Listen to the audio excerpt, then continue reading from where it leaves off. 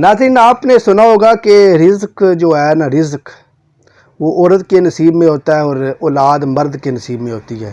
جیسے آپ دیکھتے ہیں کسی کی اگر اولاد نہیں ہوتی تو وہ اس کو کہتا ہے کہ دیکھو یار اولاد جو ہے نا وہ مرد کے نصیب میں ہوتی ہے، عورت کے نصیب میں نہیں، اور رزق وہ عورت کے نصیب میں ہوتا ہے۔ اب یہ بات میں نے حدیث میں پڑھی نہیں ہے بک میں، تو اس لیے میں حدیث کنسیڈر نہیں کر رہا، یہ لوگوں سے آپ اکثر سنتے ہیں، آپ نے بھی سنی ہوگی، میں نے بھی سنی ہے۔ اب بات یہ اگر رزق عورت کے نصیب میں ہے تو جس طرح کے حالات جا رہے ہیں، حالات مہنگائی ہو گئی ہے، تو پھر تو رزق اگر عورت کے نصیب میں ہے تو ایک عورت سے تو کام نہیں چلے گا۔ کم از کم عورتوں کو بھی تھوڑا سا حوصلہ کرنا چاہیے، اور کم از کم 3-4 بیویوں کی اجازت ہے۔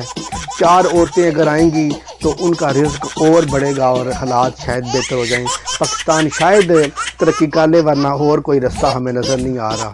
دعاؤں میں یاد رکھیے گا۔ السلام علیکم۔